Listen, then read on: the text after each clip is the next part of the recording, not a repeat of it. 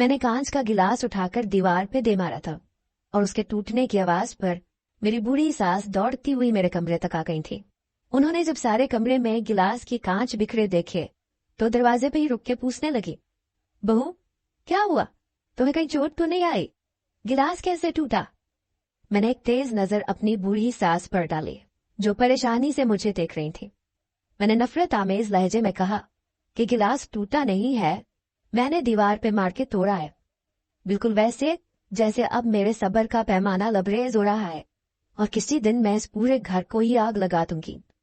मैं गुस्से से बेकाबू हो रही थी। मेरी सास मेरे लफ्जों पर हैरान परेशान खड़ी थी। कहने लगी, बेटी बताओ तो सही क्या हुआ है, गुस्सा क्यों हो रही हो?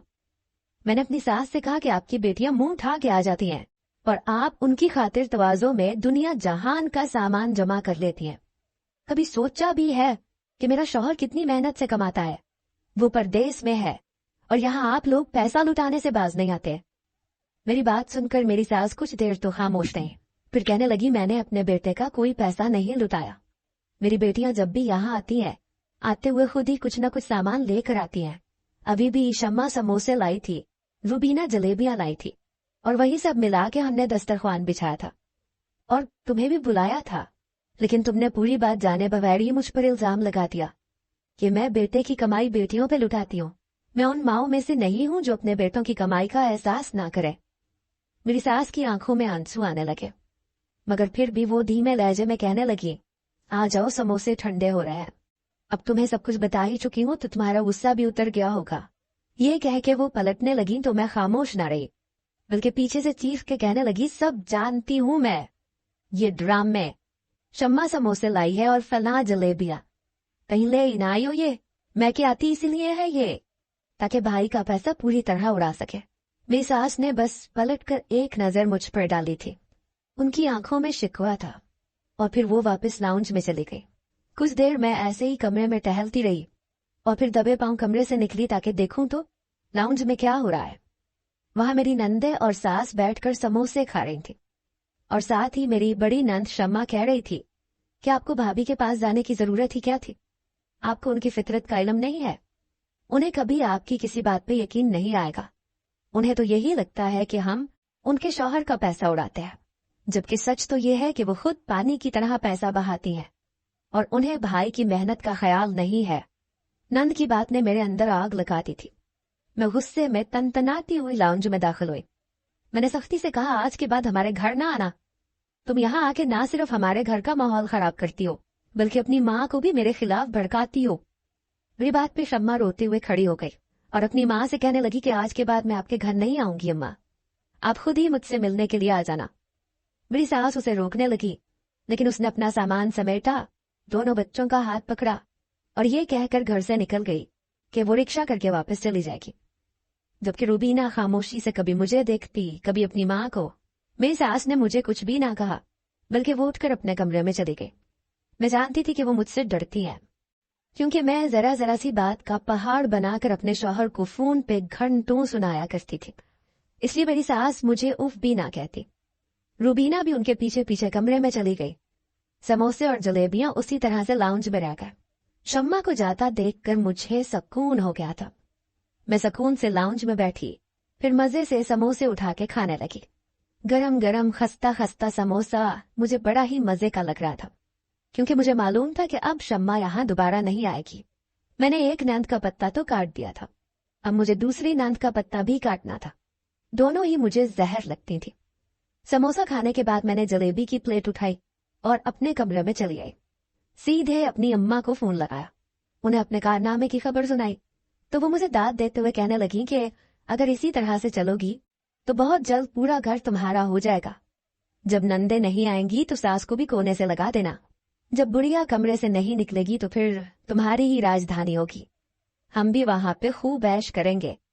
मैंने अम्मा से कहा, ठीक है, बस देखती जाए कैसे मैं इन सब को ठिकाने लगाती हूँ। फिर मेरी अम्मा कहने लगी, बेटी 15,000 रुपए चाहिए थे, तेरे भाई का कारोबार बहुत नीचे को आ रहा है, जरा उसको सपोर्ट कर दे। मेरे पास 20,000 रुपए पड़े थे जो मेरे खर्चे के लिए मुझे अलहदा से मेरे शौहर ने भेजे थे। मैंने वो अम्मा के अकाउंट में ट्रांसफर कर दिए और कह दिया कि इस बारे में किसी को कुछ ना बताना। मैं इसी तरह अपने घर वालों को चोरी छुप के पैसे दे दिया करती थी। मेरा भाई मेरे पैसों पर ही चला करता था, वो पैसे जो मेरा शौहर परदेश से कमाकर मेरे लिए भेजता था। मैं सारा वक्त अपने कमरे में ही रही। फिर शाम के वक्त जब मेरे शौहर का फोन आया तो मैं फोन उठाते ही बिलक बिलक के रोने लगी। मेरे रोने पे मेरा शौहर परेशान हो गया। कहने लगा, माहिरा तुम्हें क्या हुआ है, क्यों रो रही हो, सब खैरियत तो है? मैंने रोते हुए उसे बताया कि आज शम्मा और रूबीना आई थी। शम्मा ने मेरे साथ बहुत बदतमीजी की और अम्मा को भी खूब मेरे खिलाफ भड़काया। वो हम दोनों की लड़ाई करवाना चाहती थी। मैंने उसे समझाना चाहा कि इस तरह मेरा घर और मेरे रिश्ते खराब ना करो, तो वो अपना सामान उठा के ये कह के निकल गई कि अब जब वो मेरी तलाक करवाएगी तभी इस घर में लौटेगी। वो हम दोनों को अलहदा करना चाहती है। न जाने आपसे क्या झूठी सच्ची मेरी शिकायतें लगाएगी। मुझे तो बड़ा खौफ आ रहा है, कहीं वो सच में आपको मेरे खिलाफ ना कर दे। अगर आपने मुझे छोड़ दिया तो मैं कहाँ जाऊंगी? मैं तो आपसे बेइंतहा मोहब्बत करती हूँ, मैं तो मर जाऊंगी। मैंने रो रो के अपने शौहर को वो झूठी कहानी सुनाई, जिसके बाद वो आग बगोला हो गया। कहने लगा, शम्मा को तो ना जाने क्या हो गया है, वो ऐसी तो नहीं थी। तुम बेफिक्र रहो, किसी की वजह से हमारा घर खराब नहीं होगा। मैं किसी की बातों में आके तुम्हें बुरा भला नहीं कह सकता, ना ही तुम्हें बुरा समझ सकता हूँ। मैं जानता हूँ तुम कितनी अच्छी हो। मैंने रोते हुए अपने शौहर से कहा कि मैं तो अम्मा का ख्याल रखना चाहती हूँ, लेकिन ये लोग कभी अम्मा को समोसे खिलाते हैं, कभी जलेबियाँ। फिर इनके जाने के बाद अम्मा बीमार हो जाती है, तो फिर मुझे ही परेशानी होती है। मैंने अम्मा को 10 बार बाहर की चीजें खाने को मना किया है, लेकिन अम्मा को भी तली हुई चीजें खाने का बड़ा ही शौक है। अब वो बीमारी के नाम पे आपसे खूब पैसे मंगवाएंगी और फिर वो भी शम्मा और रूबीना को भर देंगी। मैं तो इन सब हालात से बहुत परेशान हो गई हूँ। मुझे रोता देखकर मेरा शौहर मुझे समझाने लगा कि तुम फिक्र ना करो, मैं अम्मा, रूबीना और शम्मा को देख लूंगा। मैंने अपने आंसू पोंछे।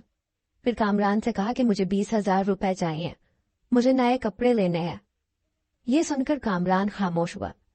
फिर कहने लगा, मैंने पिछले महीने घर के खर्चे से हटकर तुम्हें 50,000 रुपए भेजे थे, उसका क्या किया है?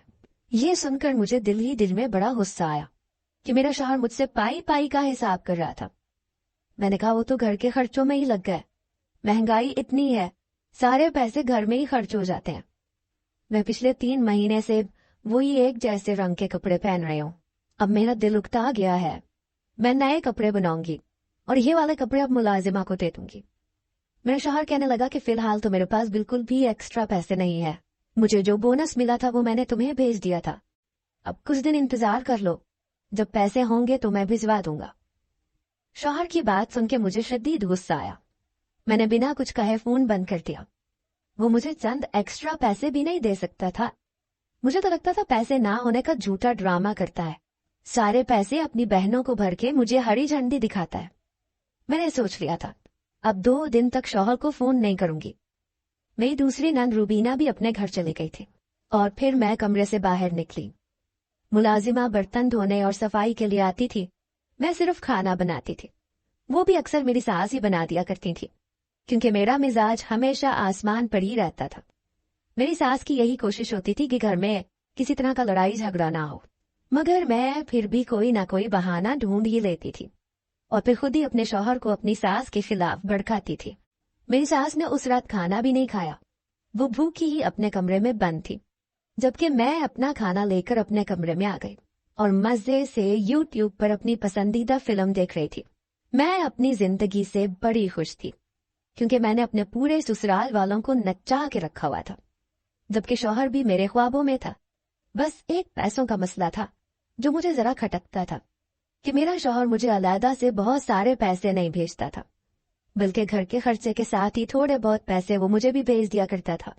फिर अगले ही दिन मुझे गर्मी की शिद्दत का एहसास हुआ, तो मैंने झट कामरान को फोन लगाया और कहा कि मुझे कमरे में एसी लगवा के दो, मेरी तबीयत बहुत खराब हो रही है। मेरी बात सुन के कामरान चुप हुआ। फिर कहने लगा, देखो मायरा, एसी लगवाना मुश्किल नहीं है, लेकिन उसका बिल अदा करना बहुत मुश्किल है। तुम भी जानती हो कि बिल कितना ज्यादा आता है। फिर ऐसे तो नहीं हो सकता कि मैं सिर्फ एक एसी लगवाऊं, वो भी तुम्हारे कमरे में। मेरी माँ बूढ़ी हो रही है, गर्मी तो उनके लिए भी उतनी ही है। अगर मैं एक एसी लगवाऊंगा तो फिर अपनी माँ के कमरे में भी लगवाऊंगा, और इतना बिल मैं अफोर्ड नहीं कर सकता। जो भी कमाता हूँ वो सब तो भेज देता हूँ, इसके बावजूद भी तुम्हें मजीद पैसे चाहिए होते हैं। मैं यहाँ बहुत मेहनत से पैसे कमाता हूँ, मेरे पास इतने पैसे नहीं हैं कि मैं इतना ज्यादा बिल भर सकूं। मेरे शौहर ने मेरी इस बात पर भी साफ इनकार कर दिया था। मैंने फिर गुस्से से फोन काट दिया। मैं जो कोई फरमाइश करती थी वो मेरी सास की वजह से अधूरी रह जाती थी। मेरे शौहर को बराबरी का बड़ा शौक था। वो चाहता था कि अगर मुझे कोई सहूलत दे तो अपनी माँ को भी दे। मैं सारा दिन घर में पटकती रही और गर्मी गर्मी का शोर मचाती रही, और बिल आखिर शाम के वक्त मैंने अपनी सास को ये बात सुना ही थी कि उनकी वजह से कामरान ने मुझे एसी लगाने के लिए मना कर दिया है। मेरी सास ने कुछ देर मुझे देखा, फिर मेरे सामने ही कामरान को फोन लगा के कहने लगी कि बहू को एसी लगवा दो कमरे में। मुझे तो गर्मी की आदत है, लेकिन बहू की तबीयत बहुत खराब हो जाती है। मेरी सास ने बज़ाहिर मेरे साथ हमदर्दी की थी, लेकिन मुझे और भी गुस्सा आ गया। वो बेटे की नजरों में अच्छा बनना चाहती थी और ये बात मुझसे बर्दाश्त नहीं थी। दूसरी तरफ कामरान ने फिर वही जवाब दिया कि वो इतना बिल नहीं भर सकता। सास ने फोन बंद किया तो मैंने गुस्से में उनसे कहा कि अच्छाई का ये नाटक मेरे सामने ना किया करें। सब जानती हूँ मैं, पीठ पीछे अपने बेटे को मेरे खिलाफ भड़काती हैं और मेरे सामने अच्छा बनती हैं। मैंने फिर सास को ही बातें सुनाई और उनकी आंखों में आंसू झिलमिलाने लगे। वो कहने लगी, बहू मैंने तुम्हारा क्या बिगाड़ा है जो हर बात पे झगड़ा करती हो। मैं चाहती हूँ कि घर का माहौल खराब ना रहे, इसीलिए तुम्हारी 1000 बातों को नजरअंदाज करती हूँ। तुम्हारे साथ अच्छाई करने की कोशिश करती हूँ। घर का कोई काम तुम्हारे जिम्मे नहीं। तुम चाहो तो हांडी पका लो, चाहो तो कमरे में रहो। मैंने कभी तुम्हें नहीं रोका, लेकिन तुम फिर भी मुझे ही बुरा कहती हो। वो आंसू बहाने लगी तो मैं पांव पटकते हुए अपने कमरे में आ गई। मुझे अपनी सास से बेइंतहा नफरत थी। अगर वो मेरी जिंदगी में ना होती तो शायद मैं भी अपने शौहर के साथ परदेश में रह रही होती। और फिर अचानक ही मुझे ख्याल आया कि क्यों ना मैं सब कुछ छोड़ छाड़ कर कुछ अरसे के लिए परदेश चली जाऊं। कामरान मेरे खर्चे के लिए जो पैसे मुझे भेजते थे, उससे मैं अपना वीजा और टिकट तो लगवा ही सकती थी। अगर मैं कामरान को बिना बताए परदेश में उनके पास पहुंच जाती तो उन्हें मुझे रखना ही पड़ता। कुछ अरसा तो मैं सुकून की जिंदगी गुजार कर आती, और फिर मुझे यह भी पता चल जाता कि मेरा शौहर वहां खुद कितनी अय्याशी की जिंदगी गुजार रहा है। मैं अच्छी तरह जानती थी कि परदेश की जिंदगी बड़ी लग्जरी होती है। मुझे यकीन था मेरा शौहर भी एक हाई फाई जिंदगी गुजार रहा होगा। यही सोचकर मैंने पैसे जमा करने शुरू कर दिए ताकि खुद जाकर अपनी आंखों से देख सकूं कि मेरा शौहर वहां कितने पैसे लुटाता है और हमें कितने पैसे भेजता है, और फिर खुद भी कुछ अरसा वहां सुकून से गुजार कर आऊं।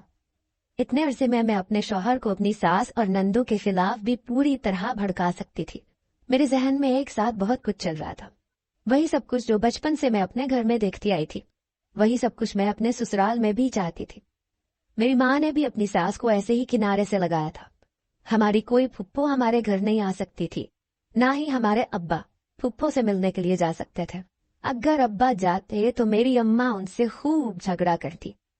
इसीलिए धीरे धीरे हमारा हर रिश्तेदार से राब्ता खत्म हुआ और अम्मा और हम बच्चे ही रह गए।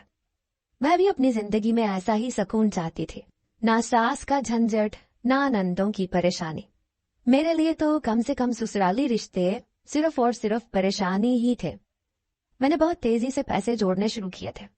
घर का खर्चा बहुत ही रोक रोक कर अम्मा को चलाने देती और सारे पैसे जमा कर लेती। मेरी सास हैरान थी कि मुझे अचानक से किफायत शुआरी का ख्याल कहाँ से आ गया, क्योंकि मैं तो हमेशा ही हद से ज्यादा पैसे लुटाया करती थी। फिर मैंने अपना वीजा भी लगवाया, पासपोर्ट भी बनवाया, सब कुछ खामोशी से खुद ही किया। फिर जिस दिन मुझे निकलना था, उस दिन मैंने सास को कह दिया कि मैं अपनी अम्मा के घर रहने जा रही हूँ। वो किसी भी बात पे कोई एतराज नहीं करती थी, इसीलिए खामोश रही। मैं अपनी अम्मा को बताकर एयरपोर्ट पहुंची। वहां से फ्लाइट लेकर सीधे दुबई। एयरपोर्ट से बाहर निकलकर मैंने टैक्सी हायर की और वो पता टैक्सी ड्राइवर को पकड़ा दिया जो मेरे शौहर का था और जो मुझे हमेशा से ही मालूम था। टैक्सी ड्राइवर ने 1 घंटे बाद मुझे उस पते पर पहुंचाया। वो एक फ्लैट टाइप बिल्डिंग थी। मुझे उसके रूम नंबर 18 में जाना था। मैं दिल ही दिल में खुश थी कि मेरा शौहर मुझे देखेगा तो सीने से लगा लेगा। बहुत अरसे बाद हम एक दूसरे के साथ तन्हाई में अच्छा वक्त गुजारेंगे और मैं उसे उसके घर वालों के खिलाफ भड़का के उसके बाकी का पैसा भी अपने ही अकाउंट में मंगवाया करूंगी। दरअसल मेरे शौहर घर का खर्चा मेरी सास के अकाउंट में भेजते थे, जबकि मेरे पैसे सिर्फ मेरे अकाउंट में भेजा करते थे। मैं चाहती थी कि अब घर के खर्चे के पैसे भी मेरे ही अकाउंट में आया करें। मैं लिफ्ट के जरिए ऊपर पहुंची। ये दूसरा फ्लोर था। मेरा दिल तेजी से धड़क रहा था। न जाने कामरान मुझे देखकर किस तरह रिएक्ट करता, क्योंकि इस बारे में उसे मैंने कोई भिनक नहीं पड़ने दी थी। लेकिन मुझे उम्मीद थी कि वो खुश ही होता। मगर जैसे ही मैंने उस फ्लैट का दरवाजा बजाया तो जिस शख्स ने दरवाजा खोला उसे देखकर मैं हैरान रह गई। वो मेरा शौहर नहीं बल्कि कोई और था। और फिर जैसे ही मेरी नजर अंदर पड़ी तो मेरे होश ठिकाने आ गए, क्योंकि वहां तो मेरे शौहर के साथ पूरे 9 मर्द और भी थे। वो एक छोटा सा एक कमरे का अपार्टमेंट था जहां पे ये 10 लोग इकट्ठे रिहाइश पजीर थे। और मैं दरवाजे पे खड़ी थी। मेरा शौहर तेजी से मेरे करीब आया, मुझे देख के हाथ पकड़ के वहां से दूर ले गया।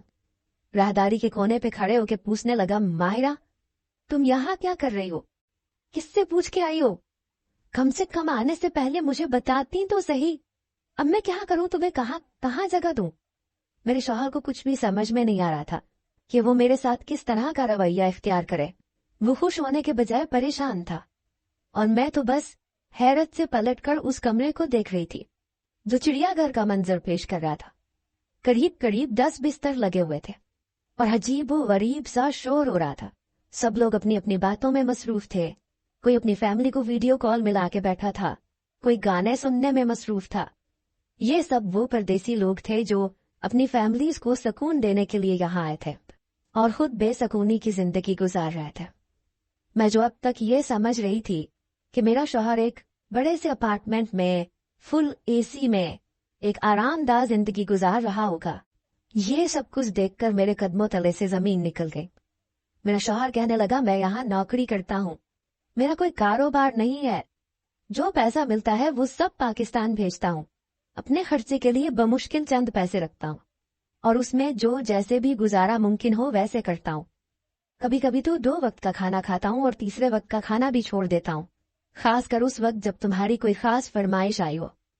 तुम्हें क्या लगता है यहाँ मेरे पास तुम्हें रखने के लिए कोई आलीशान कमरा होगा? अब बताओ तुम्हें कहाँ रखूं? मेरे पास तो इतने पैसे भी नहीं है कि होटल में कोई कमरा ले सकूं। मेरा शौहर परेशानी में सर पकड़ के खड़ा था और मेरी आंखों में आंसू थे। मैंने हकलाते हुए कहा, कामरान आपने तो आज तक नहीं बताया कि आप इस जगह पे रहते हैं और आपके कमरे में और भी लोग रहते हैं। कामरान कहने लगा, जब भी तुम मुझे फोन करती थी तो मैं इस कमरे से बाहर निकल के बात करता था। मैं नहीं चाहता था कि तुम्हें मेरी परेशानी का एहसास हो। मैं तुम्हें और अपनी माँ बहनों को खुश रखने के लिए यहाँ आया था। अपनी माँ की और तुम्हारी जिंदगी को बेहतर बनाना मेरी जिम्मेदारी थी, इसलिए मैंने बहुत सारी कुर्बानियां दी है। अपना मुस्तकबिल तुम लोगों के लिए खत्म कर दिया है और बस मैं यहाँ किसी मजदूर की तरह नौकरी करता हूँ।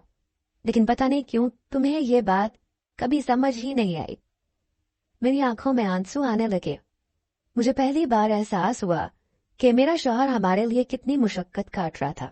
मैंने जल्दी से परस में से कुछ पैसे निकाल के अपने शौहर के हाथ पे रखे और कहा कि आप मुझे किसी होटल में कमरा दिलवा दें, मैं 2-4 दिन में वापस चली जाऊंगी। मेरे शौहर ने मेरी आंखों में आंसू देखे तो अपने हाथों से मेरे आंसू पोंछ के मुझे सीने से लगाते हुए कहा, तुम परेशान ना हो, मैं कुछ मैनेज करता हूँ। अब जब तुम यहाँ आ ही गई हो तो कम से कम 15-20 दिन तो मेरे साथ गुजार के जाओ। वो बहुत मोहब्बत से मुस्कुरा के मुझे देखने लगा और उसकी मुस्कुराहट ने मुझे नई जिंदगी बख्श दी। मेरे सोचने का जाविया बदल दिया। मैं जो ये समझती थी कि मेरा शौहर यहाँ अय्याशी कर रहा होगा, उसकी मुशक्कत भरी जिंदगी ने मेरे कदमों तले से जमीन खींच ली थी। मेरे शौहर ने करीबी एक छोटे से होटल में एक कमरा ले लिया और कुछ दिनों के लिए वो भी मेरे साथ रहने लगा। सुबह से शाम तक वो नौकरी करके जब वापस आता तो फिर मुझे लेकर दुबई की सड़कों पर निकल जाता। मैं उसका हाथ थाम कर खूब घूमती फिरती। फिर मेरे शौहर ने मुझे बताया कि जब भी वो फोन पे मुझे रोता हुआ सुनता है तो वो बहुत ही ज्यादा डिस्टर्ब हो जाता है। फिर वो कई रातें सो नहीं पाता। और ये सुनकर मुझे दुख पहुंचा था कि मेरा जो शौहर मेरी खातिर इतनी तकलीफें उठा रहा था, मैंने उसी की नींदें हराम कर दी थी। मैं शौहर चाहता था कि मैं उसकी बुरी माँ के साथ भी गुजारा करूं, और मैं अपने शौहर को ये नहीं बता सकी कि बुरी उसकी माँ नहीं बल्कि मैं हूं। लेकिन अब मेरा ज़मीर मुझे ये बात चीख चीख के कह रहा था कि वाकई बुरी मैं थी। मैंने अपनी सास को भी फोन करके बता दिया कि मैं यहाँ हूं, और उनसे माफी भी मांगी कि मैं उन्हें बिना बताए आ गई थी। मेरी सास ने इस बात पे भी कुछ ना कहा, बस यही कहा कि मेरा बेटा तुम्हें देख के खुश हो गया होगा, और मैं अपने बेटे की खुशी चाहती हूँ। मुझे एहसास हुआ कि मेरी सास कितनी अच्छी फितरत की औरत है। इतना कुछ हो जाने पर भी उसने कभी मुझे बुरा नहीं कहा था।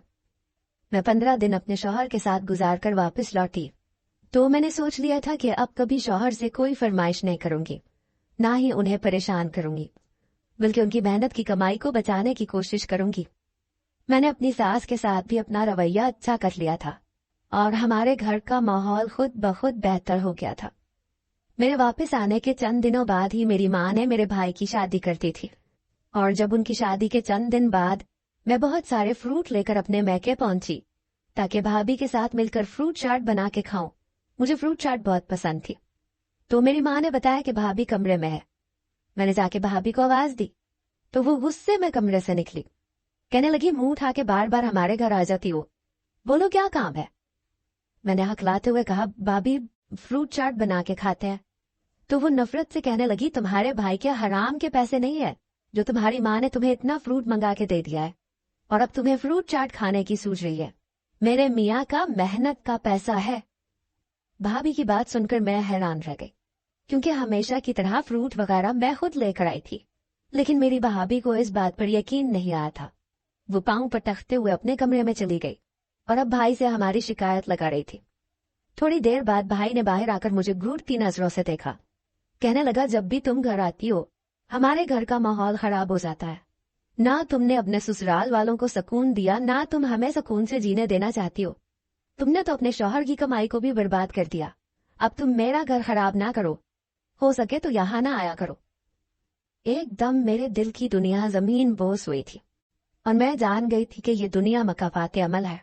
जिस तरह मैंने शम्मा के साथ किया था वही वक्त ने मुझे पलटा के दिया था। मैंने शम्मा को उसके घर से बेइज्जत करके निकाला था, और आज मेरा भाई मुझे मेरे घर से निकल जाने को कह रहा था। मैंने एक नजर अपनी माँ पे डाली जो हक्का बक्का सी खड़ी थी। मैं खामोशी से वापस अपने घर से ससुराल आ गई। मेरी सास ने मुझे वापस देखा तो कहने लगी, क्या बात है बहू, इतनी जल्दी लौट कर आ गई। मैंने सास से कहा, अब तैयार हो जाए, हम शम्मा के घर जा रहे हैं। बहुत अरसा हो गया वो हमारे घर नहीं आई। घर में बहुत ज्यादा सन्नाटा सा लगता है। शम्मा और उसके बच्चे आएंगे तो खूब रौनक होगी। हम रूबीना को भी बुला लेंगे। मेरी बात सुनकर मेरी सास ने हैरान नजरों से मुझे देखा, लेकिन मैंने फौरन ही उनके लिए कपड़े निकाल के दिए और कहा कि तैयार हो जाए। क्या सारा वक्त मुझे देखने में ही निकाल देंगी? मेरी सास ने मुस्कुराकर जल्दी से अपना जोड़ा पकड़ा और वो तैयार हो गई। थोड़ी देर बाद हम लोग टैक्सी में बैठे। मैं खुद शम्मा को लेने जा रही थी। मैंने टैक्सी वाले से कह दिया था कि रास्ते में किसी अच्छे से फ्रूट वाले के पास टैक्सी रोक दे। मैं अपनी नंद के घर खाली हाथ नहीं जाना चाहती थी, क्योंकि अब मैं जान गई थी कि औरत का असल घर और असल खुशियां कौन सी है।